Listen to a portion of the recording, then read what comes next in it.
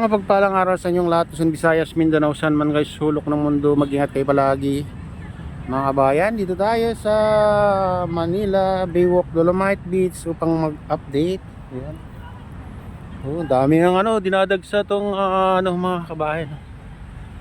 Itong Manila Baywalk Dolomite Beach. Medyo kasi maganda-ganda yung panahon guys. Malamig-lamig. Ito dinadag sa Sabado, Linggo mga kabayan.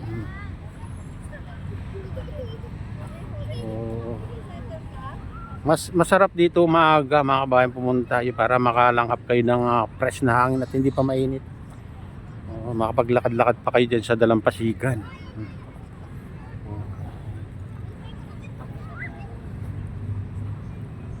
Oh yan guys. Ito maganda. Yung gagawa ko, Hay! Tuwar ko. Ayun naman. Dad! Dad!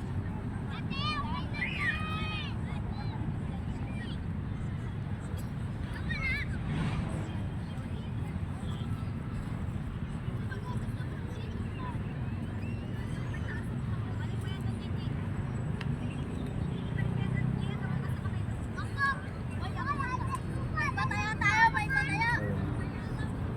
Tao! Tignan yung kasulat. Ay, sama! Patuloy na dinadagsa mga kabayan. Aming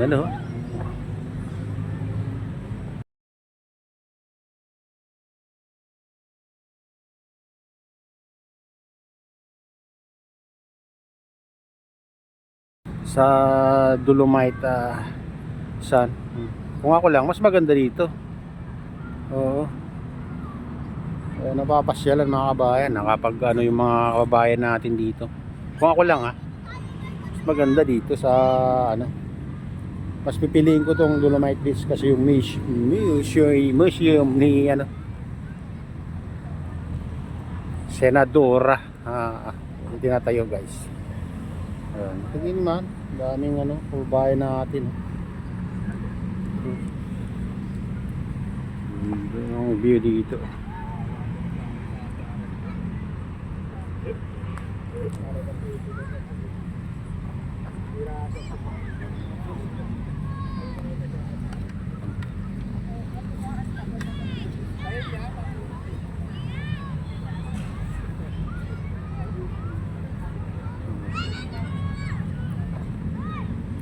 Dito yung entrance guys. Yan. Doon naman ang exit pag pumunta kayo dito.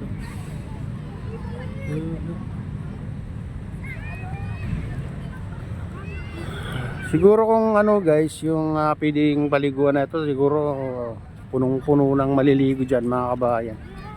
Kaso bawal pa. Pinagbabawal pa nilang maligo, magpatampisaw. Ayan. Kasi mataas pa daw ang coliform yung tubig mga kabayan, kaya hindi pa pwede. Yun ang sabi nila. Dito guys, sumabot siguro ng dito tubig ng kagabi. Makita yung bakas mga kabayan, basa.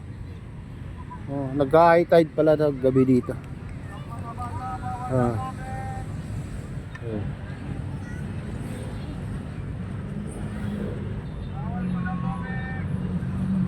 Bawal sa tubig, sabi ni sir.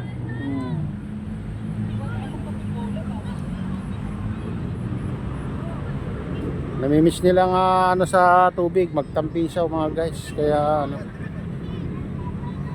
gusto nilang maglakad-lakad dyan sa tubig. Kaso bawal. Bawal, wala tayong magagawa kundi sumunod sa utos na nakakataas. Ayan.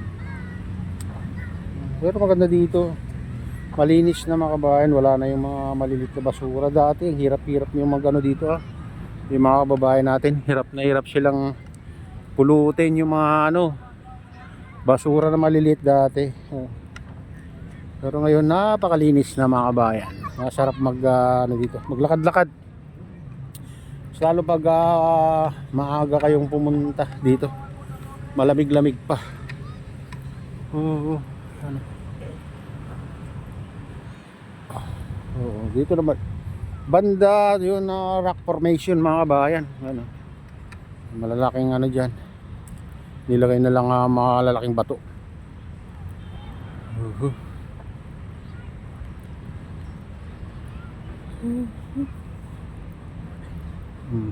Ayun yun naman. Ito maabot pala ng ano dito, tubig. Ito yung bakas niya. Ayun ang dyan. Bakas ng tubig. Kita nyo yung ibang kulay, basa. Ayun. Ayun tayo. Paggabi, nagkahit-tahit sa umaga naman, naglulutide mga kabayan. Kaya lumalabas yung itim-itim na yung lumot na yan. Yung ano yan, geotextile yan, yung inilatag nila yan mga kabayan. Siyempre sa katagalan na, linumot na. Oo. Ayan, kasi lagi naman kasi yan, ano, abot ng tubig yan. Pag nag-ano lang, naglulutide mga kabayan. Ayan, kaya lumalabas yan. Ayan. Lutay. Oh, meron ba lang ano dun guys, oh. Mga ano, dragon boat. Dalawa. Ay ano, 4. Andun, oh. Sa gitna. Tapos tayo pumunta na eh. Paano no? Ang sana pag ano ng Sa bulo. Wala pa, pangit pa din tanghali eh. Hapon lang ito. Ito yung mga ano, rock formation malalaki dito, mga banabato. Pero pinagbabawal din nilang pumunta dyan. Ayun. Ayan mga kabayan, ito na yung latest update dito sa Manila Bay Walk Dolomite Beach. At shoutout nga pala sa lahat ng OFW, mga immigrants sa ibang bansa. Shoutout sa inyong lahat. Shoutout din sa lahat ng vloggers. Shoutout din sa lahat ng sumusuporta sa aking YouTube channel. Sana hindi kayo magsawang suporta. Shoutout din sa lahat ng viewers, mga nagla-like, sa lahat subscribers, sa lahat viewers, mega loud. Shoutout sa inyong lahat. Shoutout din kay Kuya Iyo, kay Ate Lynn, kay Kuya Rex, sa aking misis. Sa utol ko dyan, sa nalulaway na sinastor. Ayan, shoutout sa inyong lahat dyan sa nalulaway. Ayan, shoutout din kay Kalip Official, sa RJ Pabikers. Shoutout sa inyong lahat. Ayan. At pagpalain na ng Diyos, ingat kayo palagi. God bless us all. Bye.